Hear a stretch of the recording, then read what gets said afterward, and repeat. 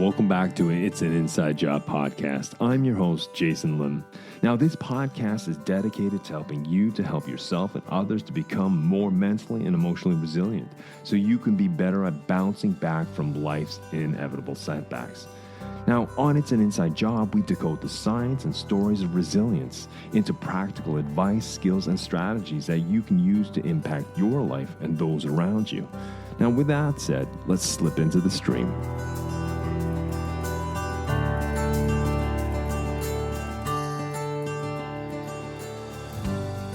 Well, welcome back to It's an Inside Job. I'm your host, Jason Lim, and today we have the honor of delving into the world of politics, human rights, and gender equality, and the complex web of global issues with a distinguished guest who has spent a lifetime at the forefront of these crucial matters. My guest today is Dr. Manjurul Kabir. He's a true luminary in the field of political science. Dr. Kabir's remarkable journey has seen him take on pivotal roles within the United Nations, where he currently serves as the Senior Advisor and Global Team Leader for Gender Equality and Disability Inclusion at UN Women headquartered in New York.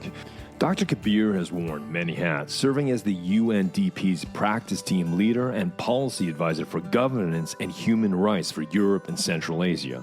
His career has also taken him to various corners of the world, including Afghanistan, where he served as the UN lead legislative advisor to the Afghan National Assembly, and his contributions to inclusive governance and criminal justice sector reform programs in Bangladesh. Dr. Kabir is not only a distinguished international diplomat, but he's also a prolific author with numerous books, research articles, and op-ed pieces in prestigious journals and newspapers. So today we have the honor of discussing Dr. Kabir's recent book on development aid in stable democracies and its implications. We'll also explore his deep commitment to intersectionality and inclusion, the pressing global challenges we face, and his visionary perspective of the future amid the backlash of human rights. Our discussion will delve into how these issues are crucial to address, as they play a pivotal role in transforming the inherent fragility of democracies into ones that are more robust and resilient. This transformation is especially vital in today's world, marked by geopolitical complexities, rapid technological advancements, and the ever-looming specter of environmental crisis. So join me now for this enlightening conversation with Dr. Kabir, where we will unravel the intricate threads of politics, human rights, and democracy, and explore how they shape our world and its future. So without further ado, let's slip into the stream and meet Dr. Manjurul Kabir.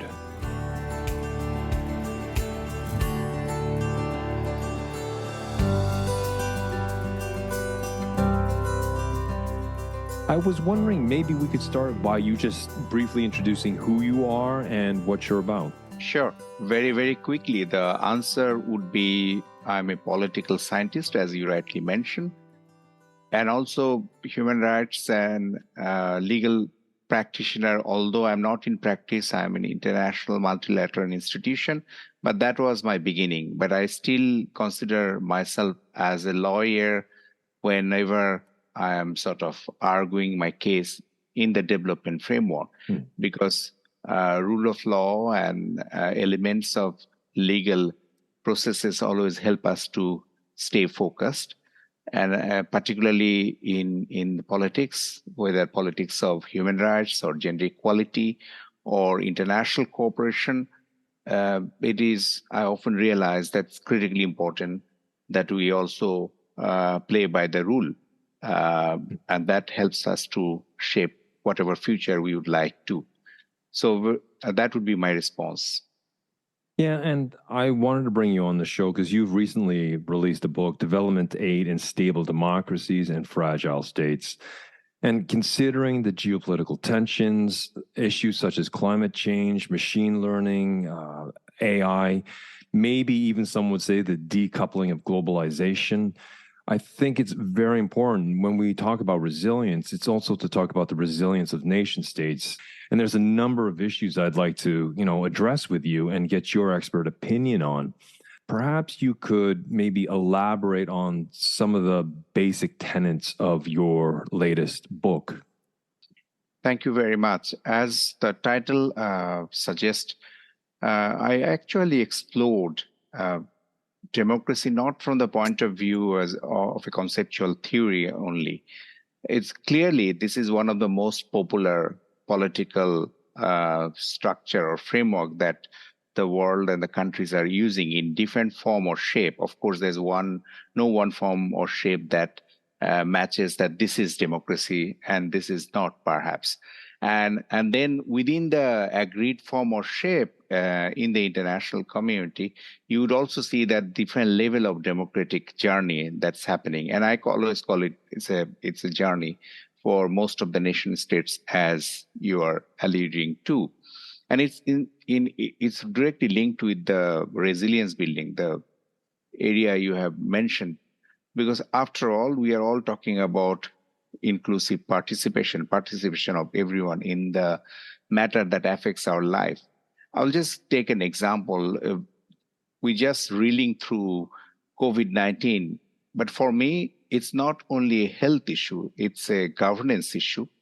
And during the whole pandemic, every single country on earth realized the value of resilience, the lack of resilience building effort, whether it is health governance, whether it is people's participation in the vaccine distribution, the decision making, who will get, who won't get, who will get first as a matter of priority, who won't get at a later stage.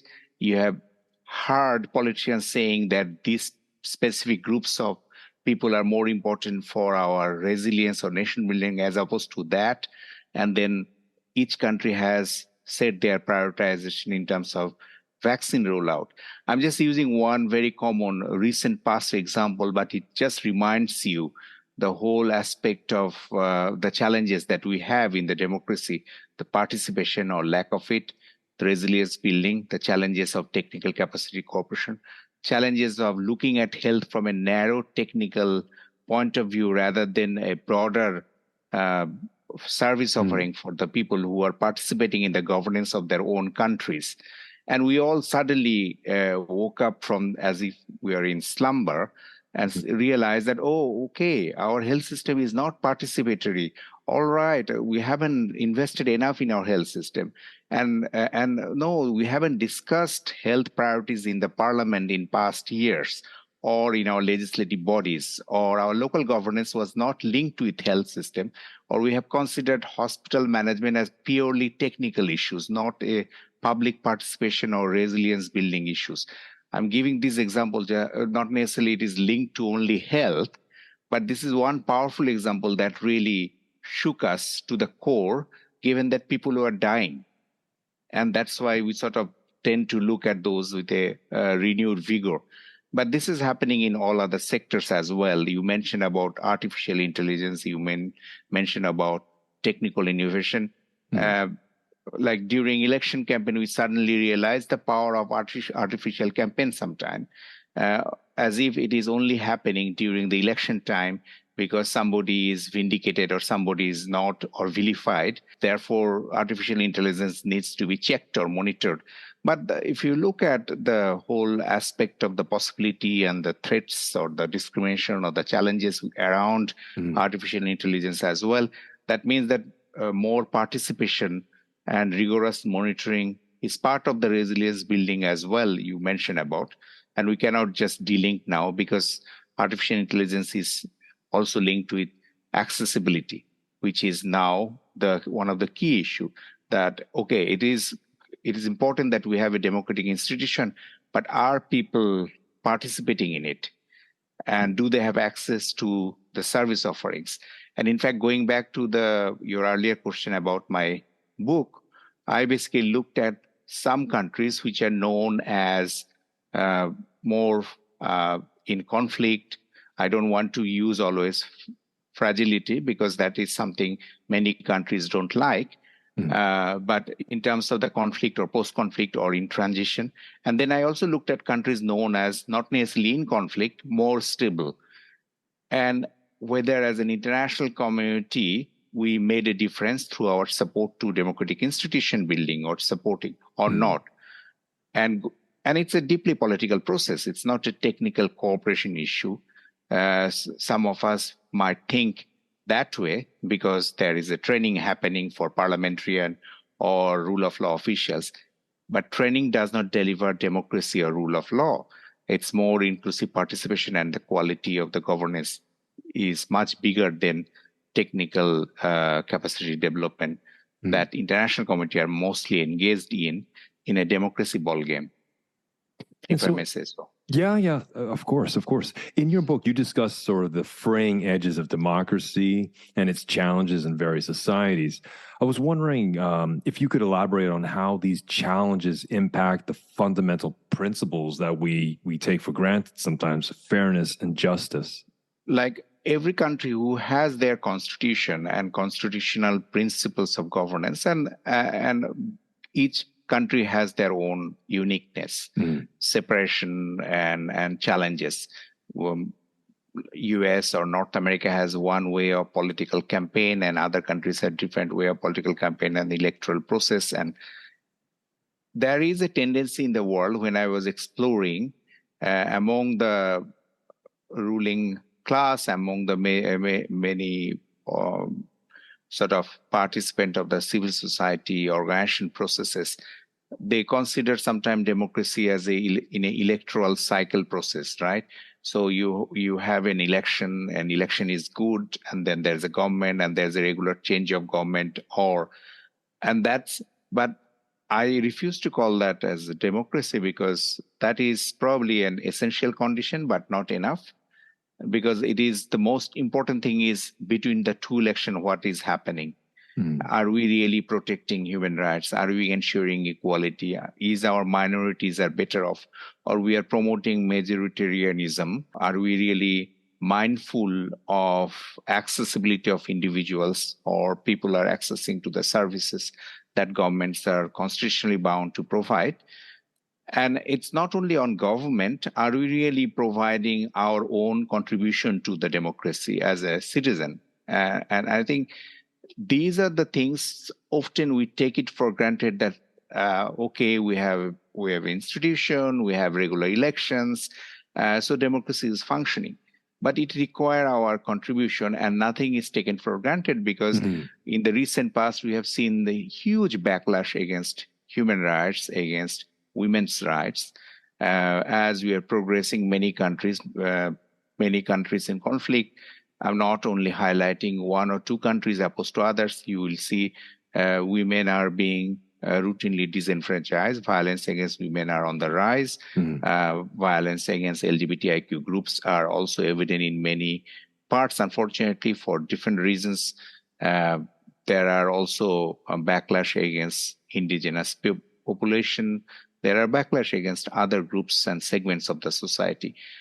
And so for our inability to think society as a whole is one of the greatest challenges for democracy and resilience building, because it really forces us to take either from a majoritarian perspective or our own respective groupings, right? Rather than thinking about a holistic population and how we can address them all from the principle of equality. So you mentioned about principal position and some of the principal framework, how we are being challenged. It's not only human rights, it's also gender, it's also other areas. I think there is one quote that I would like to mention in terms of our former UN High Commissioner for Human Rights, Prince Jayed, once said, today oppression is fashionable again. The security state is back. The fundamental freedoms are in retreat in every region of the world. Shame is also in retreat. Xenophobes and racists are casting off any sense of embarrassment. Now, he was mentioning that this is not only happening in one region, it is happening across the region. So it's the one country versus others, or developing country versus developed countries, or North versus South. It's happening proportionately, if I may say so, unfortunately, in every part of the world, where we are seeing that some of the human rights gain that we made are suddenly being questioned. In some part where women's education has become a big question mark, in some part their participation becomes question mark. In some parts, people's participation or access to democracy is question mark. And this is challenging the resilience agenda, because unless you have a expectation and the quality of democracy being distributed across your population, there is no way you can ensure resilience building agenda, whether it is in disaster management or climate change agenda or food distribution, as basic as it is. In many countries, there are hunger evident and really lurching around, not only in some pockets of the country, but by and large. And sometimes we call about equality doesn't mean only gender inequality or other type of inequality. It's also income inequality that is growing, unfortunately. So the distribution and the difference between rich and poor are on the rise in the same country, in the same city. And that is the unfortunate part. In the same city you are living in, you look around, you see the income inequality is on the rise.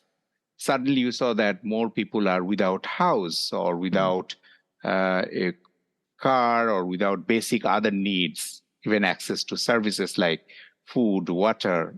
We consider them as, or education, as very basic.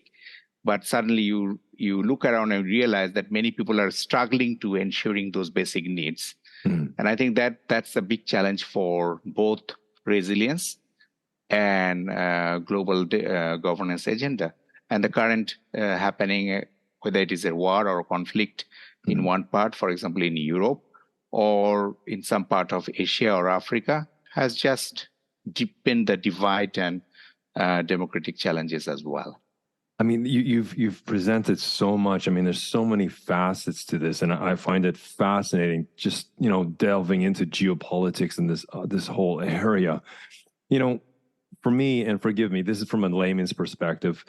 Democracies for me is something that needs to be cultivated, and like true democracies take sometimes generations to build, and sometimes I see we try to just talk about sort of very generalities, is try to sometimes force democracy on other countries to try to create an even playing field.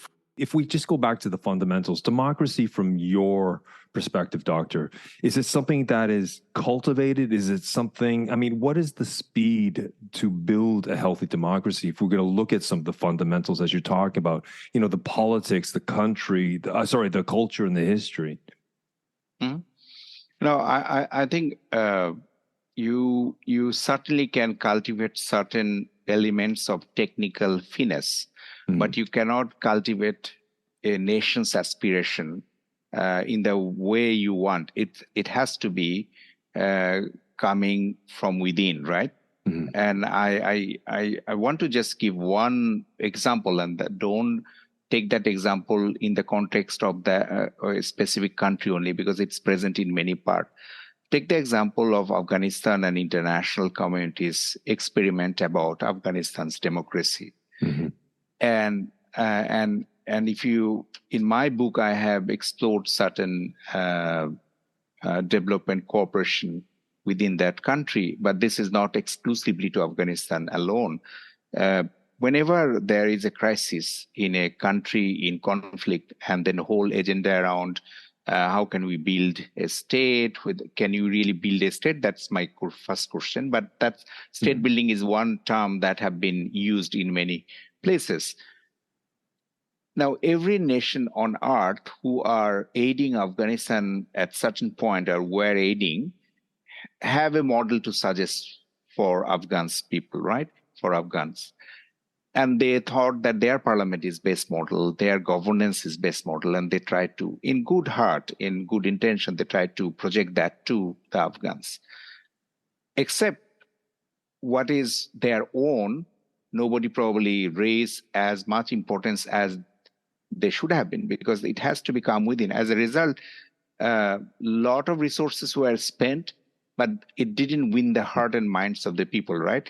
And I'm not saying that because of that mistake or one mistake or second mistake, what is happening, unfortunately, in Afghanistan, I'm not drawing a causal relationship, but all I'm saying that if you really try to cultivate from an external eye, without looking at what is the internal temperature, internal environment, internal culture, and how far an internal culture can really make a break, or build something of their own, all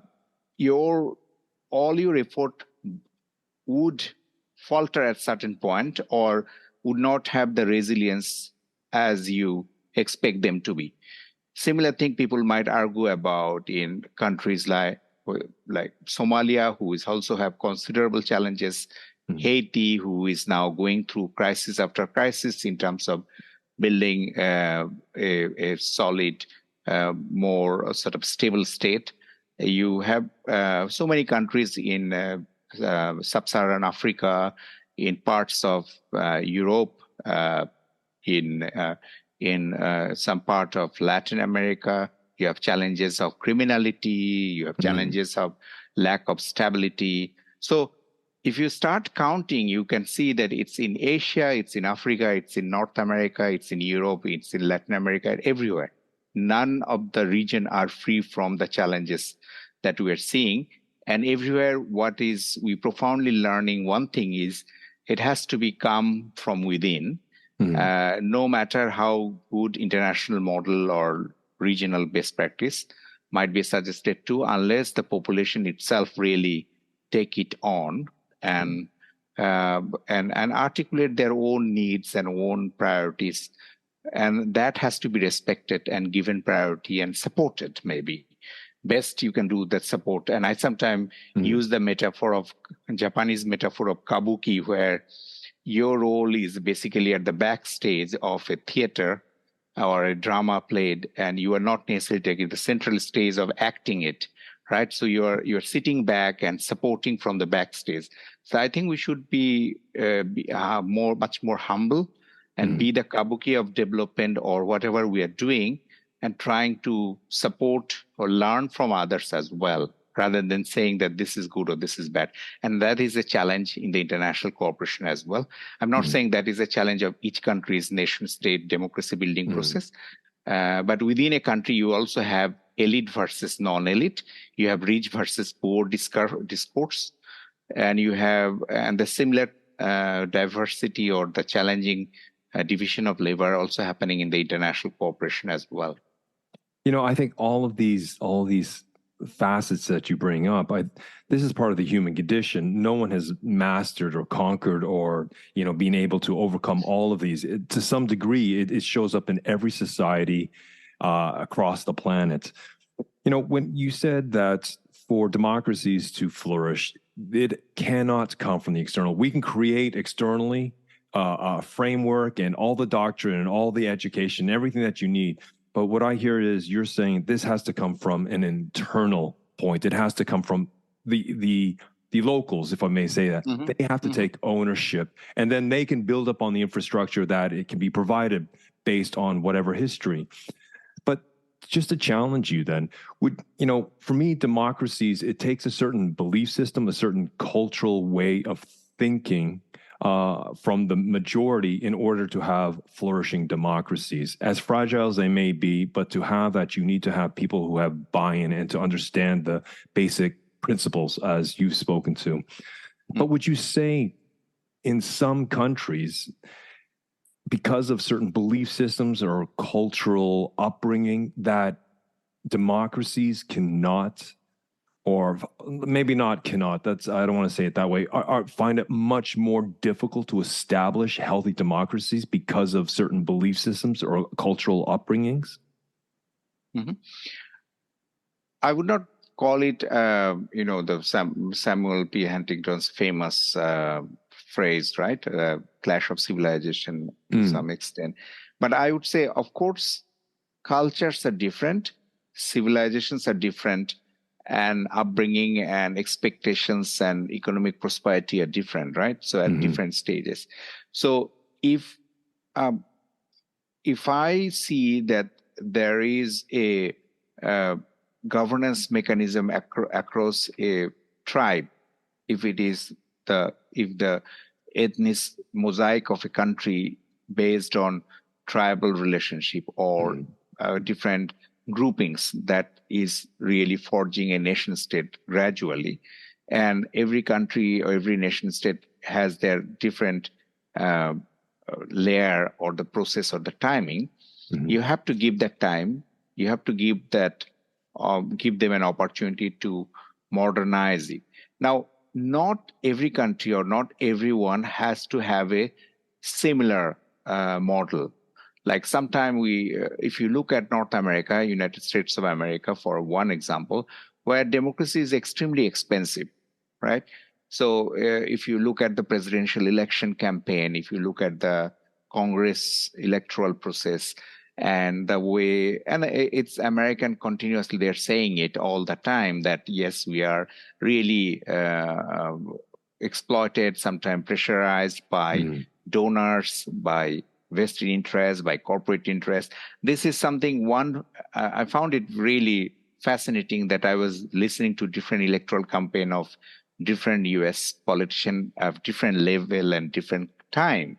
And it remains the same, constantly the same thing, that the corporate players are really influencing the electoral process in US, right? So it's in the 70s, in the 80s, in the 90s, even the previous elections. So I'm not talking about any specific regime or any specific political party in the US. I'm just giving an example that this remained interestingly very, very consistent.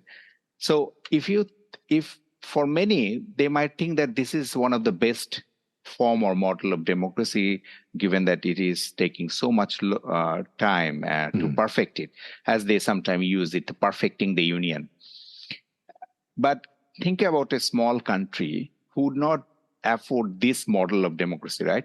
Or if you think about European countries, a democratic process may not apply or relevant to Latin America or in African countries. So there is this geographical, regional diversity based on religion, language, ethnicity, culture, a sexual orientation, or other type of orientation. Now, we have to admit that. For too long, we felt hesitation in admitting that, and we thought, okay, there's one common standard for everyone, for mankind. It is not. That is the reason why democracy is so challenging. Sometimes it sounds like a basic, everyone has a right to their own governance, therefore we need democracy. At the same time, the how is really the most challenging part for all state, because it is the how that makes a difference. And it also depends on how much money you have as a state, how much you can really spend for democracy or democratic exercise or participation, because it is not free. As sometimes we call it, human rights is not free. As much as we talk about human rights, state or organization or regions have to invest money for protecting human rights. So it doesn't come just because a treaty signed or convention ratified by a member state doesn't guarantee anything unless you really spent or invested on both capacities or institution buildings. Same with democracy. So therefore, I would respectfully disagree with your one contention where maybe some countries are probably not yet there or not ready yet. I know that in spirit you are talking about the same thing that as I'm speaking, but I have heard this argument that whenever there's an international experiment failed around certain things, then of course the conclusion that we tend to, maybe they are not ready. Maybe I just want to reverse the discourse, saying maybe we were not ready providing that support, number one. Number two is, yes, there are civil war, there are challenging circumstances that is emanating from local conflict. What is our role in it? There might be our role. I'm not going into that discussion because not all role is direct role, right? There are indirect role, there are economic role, there are regional role. Those are the one thing. Then if it is a purely local dispute, now they need to also resolve that process. If you intervene too soon, unless it is of grave human rights violation issue for which there are clear international understanding, if it is a crime against humanity, genocide is happening, then it's expectation is the United Nations or organization of that magnitude will try to rescue or protect and preserve human rights. So that is the clarion call for everyone. And I think there is less disagreement on that magnitude, although there would be always regional disagreement. Because who wins, who gains more out of a conflict is another powerful ball game that sometimes unfortunately played out based on the who is getting benefit out of a conflict. But beyond that, I would say that we also need to give time for local conflict to resolve using local methodologies rather than fast track our application of international models and best practices and lessons learned. Because remember one thing, that some of the lessons learned and good practices are also coming from a very specific context. So a small country may have something articulated very successfully, and there's no way of making a point that just because a country is small doesn't have something to offer, and big countries can offer from small country, learn from small country as well. But sometimes the model may not fit.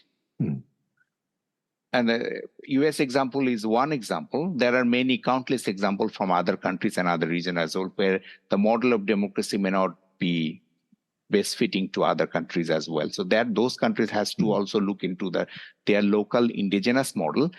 And sometimes, I don't know whether you have noticed that, there has been a kind of indirect vindication that, okay, your model is kind of more of a lower level model, and it's a model of the past.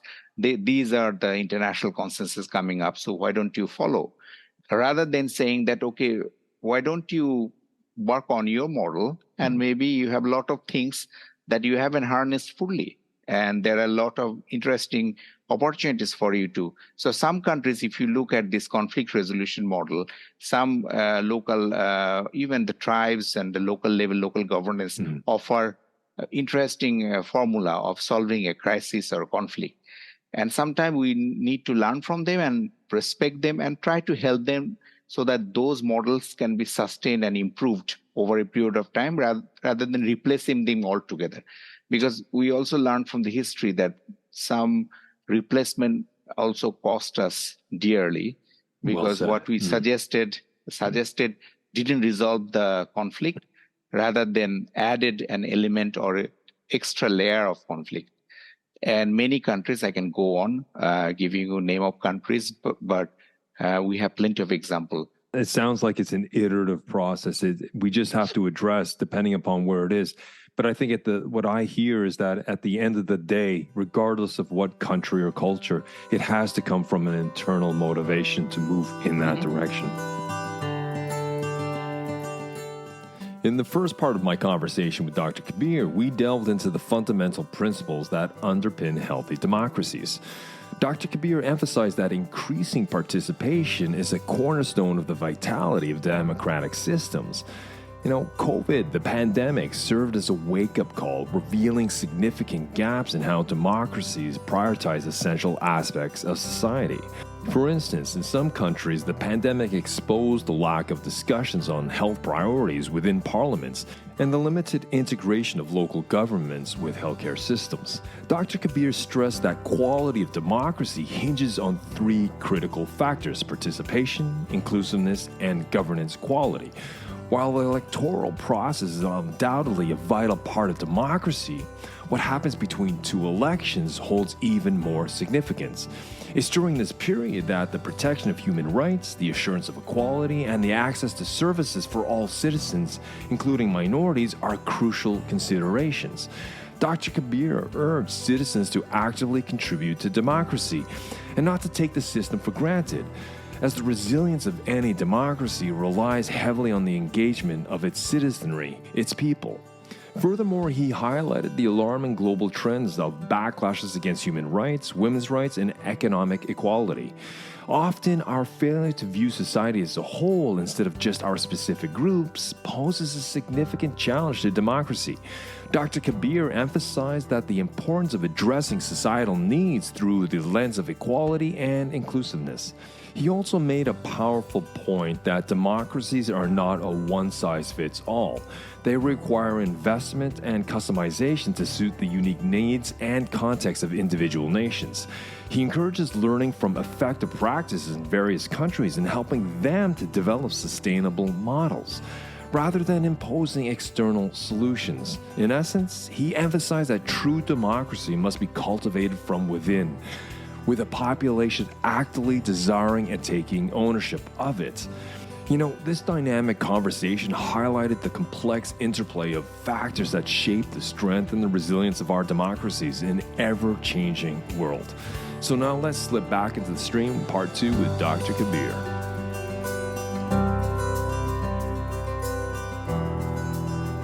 Democracy is often viewed as a flawed system, yet it's better than many alternatives. How can societies embrace the imperfections of democracy and make it more responsive to the needs of all its citizens? You know, and that not, of course, not just the powerful few, right? But the majority, as you've spoken of. Mm-hmm. Sure. And one thing, you are right that democracy is not a perfect model. Mm-hmm. And we barely have many alternatives to democracy. We have model like autocracy, we have model like past model of communism, which is no longer perhaps exactly relevant the way it used to be in the past, because the world was divided across two worlds, right, during Cold War time. Mm-hmm. And then we have democracy, which is not perfect. One thing is very important that we recognize that democracy has its flaws. And it is also important that what those flaws are. Because if we just talk about democracy is imperfect model, but do not talk about the weakness in great details, then we would not be able to address them. For example, for this podcast, let me just raise, which I think is extremely important to raise and discuss and deliberate on, is democracy is not automatically inclusive. Mm-hmm. Neither it is intersectional. So many groups, typically women, minorities, persons with disabilities, indigenous people, minorities, not only one shape of minority, you have ethnic minority, you have linguistic minority, special social groups. And then also there are groups who are less wealthy or poorer, are systematically disadvantaged from access to political power and political institution. Recently, I met groups dedicated to the cause of the widows. And they were telling me that in many countries, as soon as a spouse or husband died, women disenfranchised from property, access to property, access to wealth. As a result, they have statistics, thousands and thousands of women just disenfranchised from right to property or right to owning something. So I'm just giving one example, the series of groups that could be affected. But democracy is not intuitively include them all, unless you make a special effort to it. So therefore, you might build a beautiful parliament building, but that may not be accessible to not only to persons with disabilities, but also people who live in rural areas have no way of accessing some of the service or some of the policy discourse that you are offering. So unless you make a special effort, so making parliament and other democratic and rule of law institution more accessible require targeted intervention along with clear political will, whether there will be public hearing, whether there will be outreach by these institutions to the communities with hard to reach communities, sometimes we say, and whether there will be other sophisticated system. Now that we are talking about artificial intelligence, they can be also helpful in terms of generating opinion feedback in the policymaking, in the lawmaking. And therefore, it is extremely important that making democracy inclusive is a clarion call for most countries on earth, because by default, these countries are not necessarily building a democracy which is inclusive, unless there have been a special effort. Same thing, democracy are not necessarily intersectional because it is not looking at impacts of a poor women living in rural areas with disabilities or coming from an indigenous group, and how that multiple cultural layer or discriminatory factors might enable them to exercise their right to vote in a free and fair manner. And how, once they applied their right to vote, they can also review some of the results that your parliament or your democratic institution or elected bodies are producing. Even I mentioned about COVID-19 case, when the vaccines are being rolled out, there are some countries managed to do a bit of public hearing type of discussion. At that time, of course, any type of public gathering was a challenging situation, right? People realized then how can you really connect? And many people with disabilities told me for the first time, just because of the COVID-19 situation, member states were forced to arrange discussion in a hybrid manner. And that is the one opportunity of their lifetime they got to participate in a discussion of Ministry of Health is organizing in a country where a person with disability living in a rural area or connected through online connection. He said to me, and one also women with disability mentioned this to me so powerfully, saying that, Manjurul, this is my first time in my adult life I was participating in a national policy reach out or rollout process. I said, what do you mean? She said that nobody bothered about us. It's always politicians who are dealing, technicians and consultants who are making the policies and then presented to the prime minister or president or governor or and then we next day we saw the newspaper that policy has been approved, passed. Because we wanted it, but we never participated in it. So it took a pandemic to ensure a participation, unfortunately, right?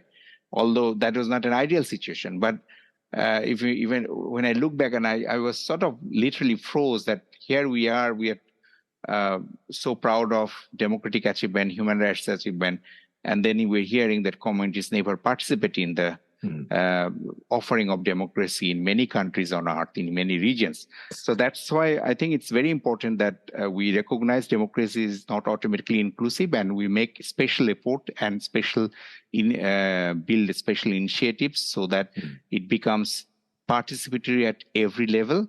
That doesn't mean that you have to do consultation for the sake of consultation, but that really means that there will be a built-in opportunity for people to contribute to, except for once in a 5 or 4 years to vote, because that's something we understood. And many countries, that's a challenge as well.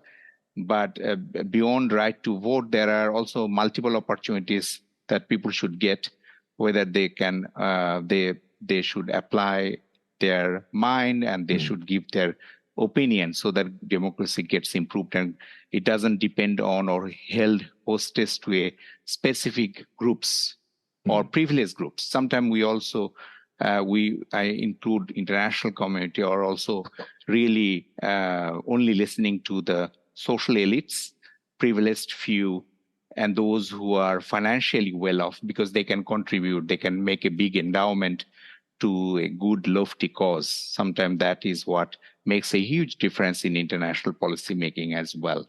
And I think time has come to also change that.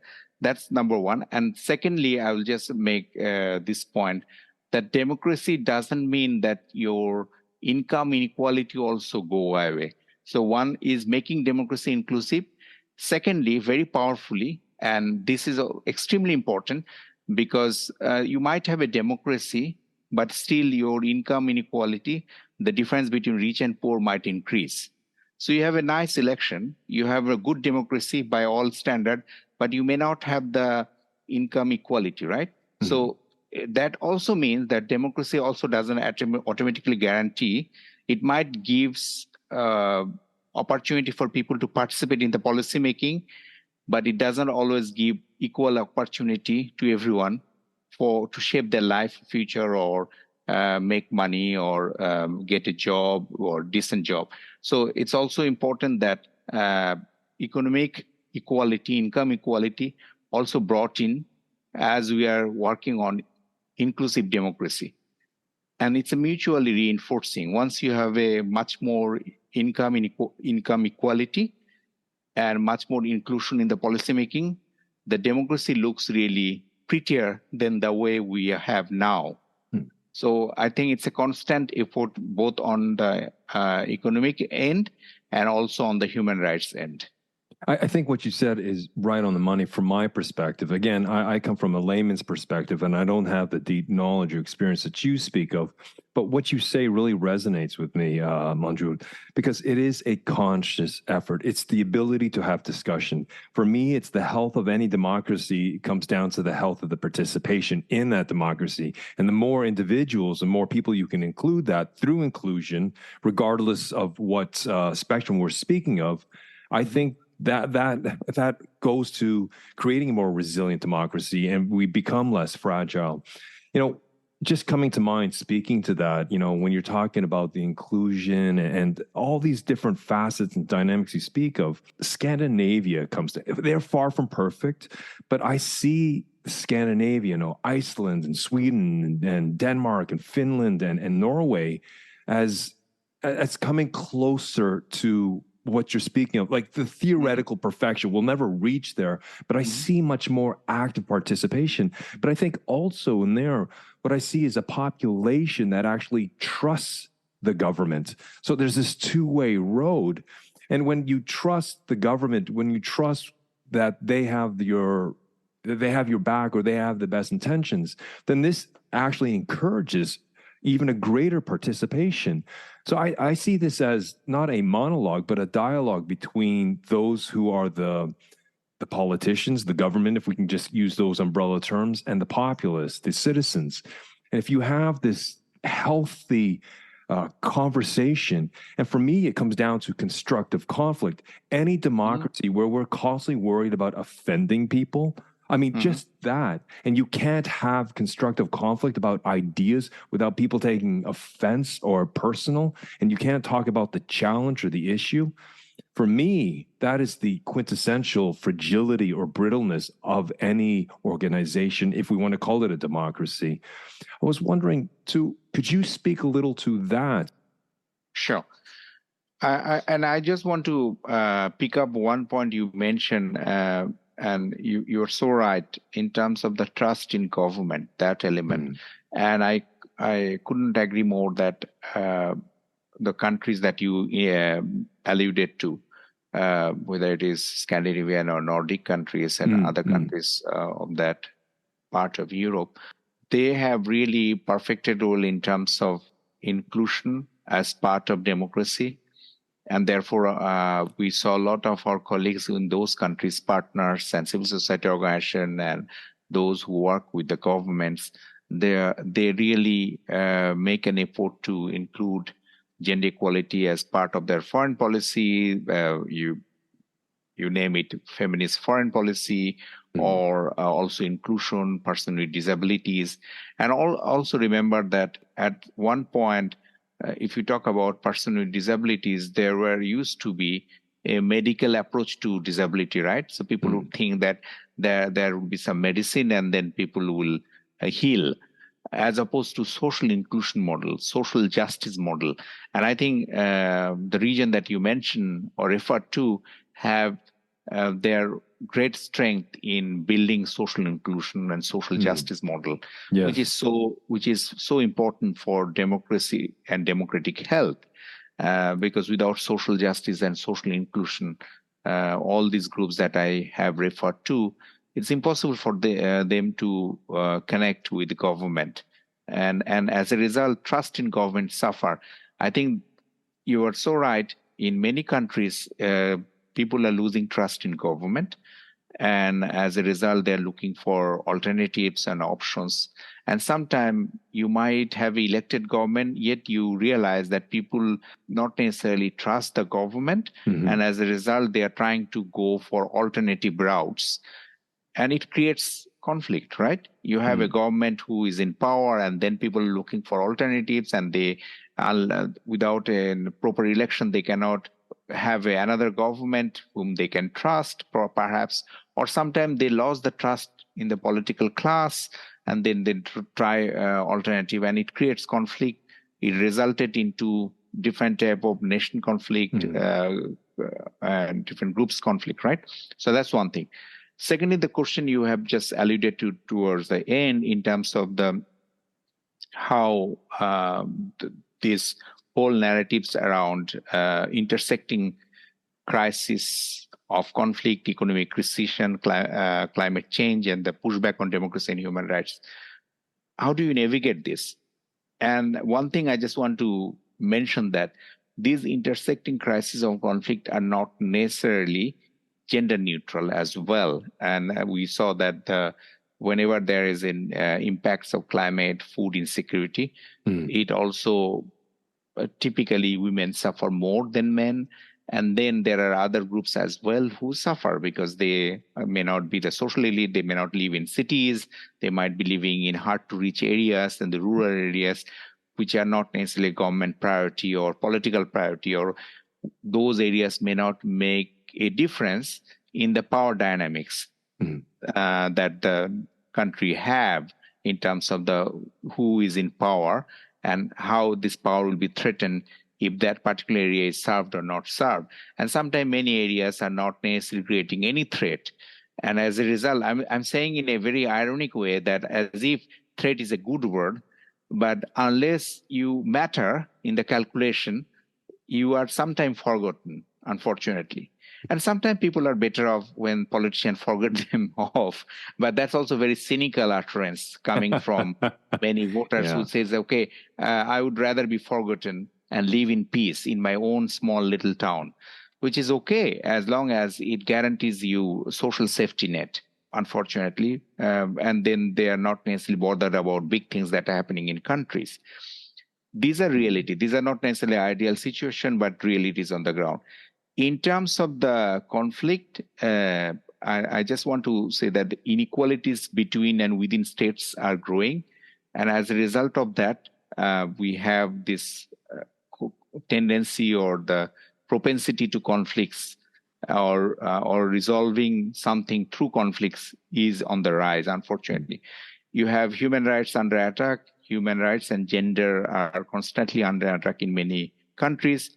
And therefore, if we want to solve a crisis of that magnitude, where the intersectional elements are connected, it is very important that you look at from a holistic point of view. So if even, I will give an example. If you want to have a better policing in an area, how do you do that? If you only listen to law enforcement agencies, you will then realize that, okay, if we improve the salary, if we increase the number of police, if you give them better ammunition, as if the rule of law challenges will be solved. Because that's what, when you do the stakeholder consultation, sometime that is what you heard, that we are outnumbered, we don't have adequate ammunition, we don't have logistics, we don't have support, we don't have salary, we don't have quality of life. So as a result, we are unable to cope up with law and order challenges. But if you also hear other stakeholders, how do you really make people more respectful to rule of law? How do you make them also their own unique contribution to the rule of law challenges? And how do you really build the bridges, trust between community and the police? The whole model of community police, we know the citizen security model in Latin America, we know the community police model in many parts of the world, right? Those came because there was a lack of trust in the government or lack of trust in the law enforcement agencies. I'm just giving one example from a security sector, which you can find out other example as well. Now, the world we live in, if you want to have a better rule of law in any particular area, you need to look at whether people are accessing law enforcement agencies, whether they're coming up to tell their stories to them, whether they are being addressed in prompt fashion, whether there is a mutual trust in police or law enforcement agencies, or trust in people that they will come up with the fact and the truth when police need them, whether there will be adequate witness or whether there protection of witness as well, right? So these whole things doesn't depend on just increase of the budget for policing or increase of the budget for community participation. You need increase on all front, but you also need mutual trust and regular conversation and discussion among them, the different actors. So the climate change, food insecurity, human rights backlash are something that you need to factor in your regular operational support or programming for the member states. So those days are over where you have a social welfare scheme happening in isolation. It has to be linked with other type of program as well. So all I'm saying that intersectional approach is, I would not call is a response, but I would call that it's a better informed process where you are trying to solve one problem, but then you are looking at other typology of problem and other typology of solution, and you are trying to connect them. So if you improve technology in a country where agricultural, maybe the farmers will be benefited because the technology is giving them internet and also the SMS so that they can really compare the prices of the agricultural product. You also then create their access to banking, their investment opportunity, the savings schemes, and their access to Medicare and other type of support.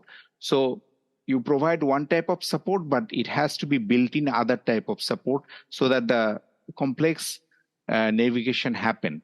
If you want to address climate change, of course, you have to then factor in education. You have to factor in how environment are being protected. You have to also factor in how industrialization might affect or might not affect, and how technology and AI can be of help. So I know I might sound a little bit complex, given that I'm keep referring multiple factors, but that is where we are now, where the days for one problem and one solution is over. It's always a multiple problem and the multiple solution linked to each other. And that's what that is the world we are living in. And I think the COVID-19 pandemic also reinforced that a solution has to be multi-pronged. So you have seen that hospitals are overflooded, and then you connect the community spaces. And how do you then community spaces and vaccine and the health and the right to food are connected in one program? I'd like to shift the conversation. Part of what I like to do on this show is like to challenge from a devil's advocate point of view. You know, when we want to create more vibrant democracies, we need to include and have inclusion as part of that. And so we need to ramp up. But, you know, if we look at an individual level, a human being likes certainty. That's how the brain is wired. It does not like uncertainty. And so there is sometimes a certain level or speed of acclimatization where people can take on new ideas, take time to sit with it, reflect on it, and absorb it, and it becomes part of the everyday. But in a lot of policies sometimes, and again, I think this comes back to the trust of governments. If a government is very dogmatic about a certain issue and they rush it through, and what happens is the populace, from my perspective, again, the layman's perspective, does not have time to acclimatize it. What I see, instead of people absorbing it, the pendulum swings back so far the other side that they become resistant, right? Almost rabid against what is being pushed. Let's take, for example, there's culture A, which is the dominant culture of this country, and also in culture B, there's an influx of culture B into culture A. Instead of a sort of a slow drip to acclimatize, it gets rushed in really fast and almost becomes a clash of cultures.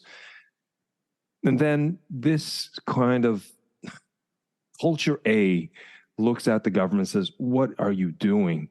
Because it's too much, too fast. I was wondering, what is your perspective of the rate of implementing certain policies such as that? Mm-hmm. And this becomes much more, I would say, complex or common when the whole issues of migration are taking place, right? Economic migration, humanitarian migration, as you were somewhat indirectly alluded to it without mentioning it. But I was thinking about the similar challenges I heard from many colleagues in Europe and partners in Europe who mention when the whole challenges of Middle East crisis in Syria, in war, and other part, not only in Syria, in other part also, and it suddenly created a lot of humanitarian influx of refugees. And issues of refugees is different. Then you have economic migration happening. Then you have unplanned migration, and then you have conflict. Suddenly generated huge amount of sometime migration, sometime in the form of refugee crisis. We are seeing that now in Ukraine. So it's in Syria in the past, in other part of the countries, whether it is in Iraq, in Pakistan, in many parts of the world. So that's one thing. But it's constantly challenging when you say the culture A, if it is a culture A of the more sort of stable, predominantly majority population that is in practice for decades, right, for centuries, and then you have an influx of people coming from different cultures, and if they are part of culture B or culture C or culture D, and how do you really integrate or assimilate? And I think if you look at the history, if it is any guide, so when you look at the old time when colonization is happening and then some kind of cultural integration happening, you have a gradual process to it, right? So it's happened in Asia, it's happening in Africa, when colonies are being set up, and then the gradual process, the education and other things are sort of their interaction. There are a lot of controversy, there are a lot of challenges, there are a lot of contestation to different facts. I'm not going into those controversies, but I think the challenge we have now, things are happening faster than ever. You have social media, which also adding, and you have artificial intelligence you mentioned about, you have innovative approaches, you have social media. The reason I'm saying I'm of course a big fan of social media because it's really empowering people. I would just tell you upfront, mention that I was talking to a women with disabilities who had their mental trauma, but also she was physically unable to walk. And she was telling me, Manjurul, for me, internet is window to the world. So I look at the world through internet because I cannot get out. I cannot see many things that you see.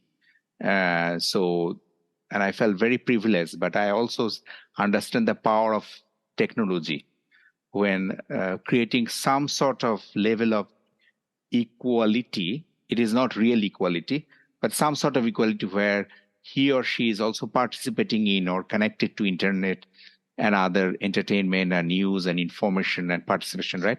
So those things. So I think what you have said, that because social media is so upfront and so fast, so it creates immediate backlash as well. Pictures are shared, information, sometimes misleading information, sometimes rumors, sometimes innuendo are shared in real time, and people are expressing outrage based on something probably which is not verified. And then it creates already damage is done. You have seen that in many conflict, in many society, where after thorough investigation, people realize that they acted in a rash manner based on not information which are not factually correct. And that's a challenge would not go away, because if you want to regulate internet too much, then it will raise the issue of freedom of expression, right? And that might also hurt the information that you need. So in terms of the integration or assimilation or different type of model in terms of between one dominant culture and other competing culture that are coming in, it is, almost like we live in an internet world where when you are in a social media site, you also get a sense of it. what is happening on the ground is almost, to me, it's also happening on the social media sites as well. Now, on the ground, you have real challenges because social media, it's sometimes you can ignore, right? You can get it out from it, although it's now controlling and managing your life. In the real world, when you have the physical, because of a conflict or because of lack of resilient response, you have these challenging circumstances between population and then migrant workers or refugees or different economic migration that is taking place. How do you really integrate? And I found sometime that I'm not saying democracy is a solution because it might also create a lot of backlash, but as much as your democracy is nuanced, more inclusive, and understanding of the challenges that different type of population is facing, the best chance is your response to resilience building would factor in these newer challenges. And once I think culture B, as you mentioned, or I have added culture C, D, E, because there might be multiple entry as well, a different type of influence factor. Once they say that, okay, we are being heard, our problems or the challenges were not solved, but there is a proposal to address them in gradual manner, and some of the pressing demands, whether it is a law and order demand or economic prosperity demand, or showing respect to my own dignity and worth or value, then that might calm down the situation a bit more than it is happening now, and creates an integration that you would expect. After all, you cannot expect that world would remain an ideal isolated place where there won't be any economic migration, there won't be any humanitarian refugee crisis. Those things would happen because we don't live in an ideal world. If that we have agreed to, then our response would be, of course, gradually informed by our lessons that we are learning from this crisis as well. So I think it would be usual to expect that our response should improve over time. If it doesn't improve, then that will be most frustrating because then we are not learning. And I think my hope is if you look at the climate change movement globally, or if you look at how the world is managing refugee crisis, the fact that world managed before multiple refugee crises or force or humanitarian migration crisis, as a result, when Ukraine war happened or is happening now, countries are better prepared at least in terms of providing shelter, immediate medical need, which didn't happen in many past crises when people were dying out of basic needs. You might say that Europe may be more affluent than other regions, but it's not only about affluence, it's also about preparedness.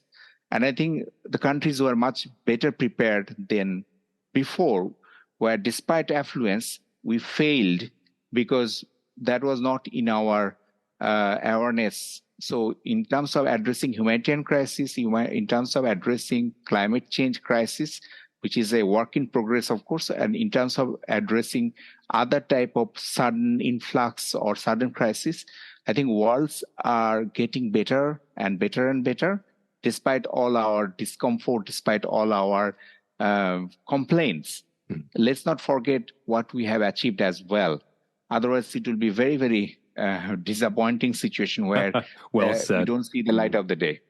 You know, I think basically what you've said, it's a quintessential definition of resilience and equanimity. I'm very respectful of your time, Doctor. I was wondering one last question for you. And it's not an easy one, so take a shot at it. How do you vision the future? You know, are we future ready, considering sort of the backlash of human rights that you've spoken of earlier in this episode? Sure. Now, I know that this is probably the most difficult question, and my vision for future is one that is inclusive, accessible, and intersectional. And I do believe that it is it is challenging, but it's not impossible. And I'll sort of in the interest of the time, I'll just unpack it a little bit for the listeners as well. So if I really aspire to be an inclusive future, I would probably want much more gender equal world, right? And that's happening. It's not that things have not progressed. If you look at the Beijing summit on gender in 1995, today we are in 2023. Numerous countries have passed equality legislation, whether it is gender equality, whether it is all types of equality, and which is forcing states, governments, local governments to make sure that any program they do are benefiting men and women and other genders as well now. It's increasingly LGBTIQ has become also a policy priority, in addition to only men and women, the traditional way of looking at it in the past. So that's a progress, solid progress we should share. But I'm not saying that there are no challenges. There are a lot of challenges, of course, on the way. But we also need, so that means it just tells me that an inclusive future is possible. It's not impossible just because of the sheer progress that we have achieved and the number of laws that countries, more than 100 countries passed on this. And of course, different level of implementation. Then I spoke about accessible world. In the 60s or 70s, it would have been a luxury to talk about accessibility. How do you ride a bus if you are a person with disabilities? How do you attend a school if you have autism? Or or learning disability? Or how do you really get a job? You are sort of counted forever that, okay, you'll not be producing anything. Or you will not be productive in the society. But now things have changed. So buildings are becoming accessible. Human minds are also becoming much more inclusive and accessible. It's a work in progress, and there are a lot of things needs to be done. But I think we are on the right trajectory to making this world much more accessible. And accessibility is also, I think, the power of technology, particularly the artificial intelligence, is making a huge difference in the lives of the people who are unable otherwise to fulfill their dreams. And then third is my vision is the future should be intersectional. So I mentioned about inclusive future, then I mentioned about accessible future, and the last point, not the least, is intersectional future, where I would say that we look at the world not as a black and white, but we also look at and within black, there are some elements of gray, there are also white, and there are other colors, and there are rainbow and other combination of it, right? So it's not only one versus the other. And how can we make sure that urban versus rural, economic deprivation, and also gender, ability, disability, sex, and other elements are factored in the policies.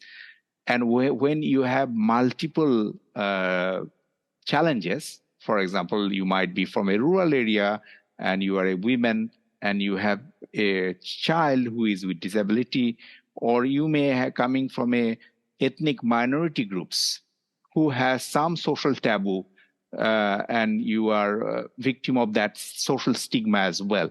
Now, how do you address the challenges of that women who are facing this multiple barriers of challenges? Sometimes when we hear them, we thought, oh, it's Manjurul is making a really very rare case. It's not rare. You look at the world you are walking in, you look right, left, you will see someone who have multiple challenges. Yet our response system, resilience building system, geared towards one type of discrimination, either men versus women or other genders, or ability versus disability, or indigenous population versus mainstream population, as we call it sometime in media wrongly. So my vision for future is we'll address all of them sometime in a connected manner, not together, but in the interconnected manner. So if there's a climate change, whether women are more vulnerable or persons with disabilities are more vulnerable, or LGBTIQ population may be exposed to much more police harassment in certain countries or culture, how do you address them in a more so my last part of the vision is the world would be much more intersectional, where we'll address the world not as a black and white, but more connected way. And this is probably easier said than done, because the backlash against human rights, gender, and other part are growing. But I think it's possible. And when you talk about whether inclusion or inclusive, accessible, intersectional, it's not only about budget that really should determine. It's the political will, is the mental decision to make a difference. And I think we are in a position or in a trajectory that decision probably easier than in the past, because of our education, because of the technological innovation, and because of a diversity of funding, or nature of funding is so diverse now that we are not dependent on one type of funding source. There are multiple sources of funding in the society that is coming into play. So my hope for future would be much more inclusive, accessible, and intersectional. I think that's such a very salient point to end this brilliant conversation. Manjul, I want to thank you very much. It's been an eye-opener for me to share and to hear from your expertise and deep knowledge on this multifaceted aspect of building more resilient democracies. Just talking to you leaves me with a positive outlook that we're developing in the right way. Yes, there's a lot of obstacles in the way, but somehow we will find our way around it as a global community. So thank you very much for your time, sir. Thank you very much. Deeply appreciated. I really enjoyed the conversation and also learned from you. Thank you so much, Jason. Keep up the good work. And your podcasts are very popular, and keep up the good work, and all the very best. Thank you, Doctor. That means a lot coming from you. Thanks again. Thank you very much. You have a wonderful day.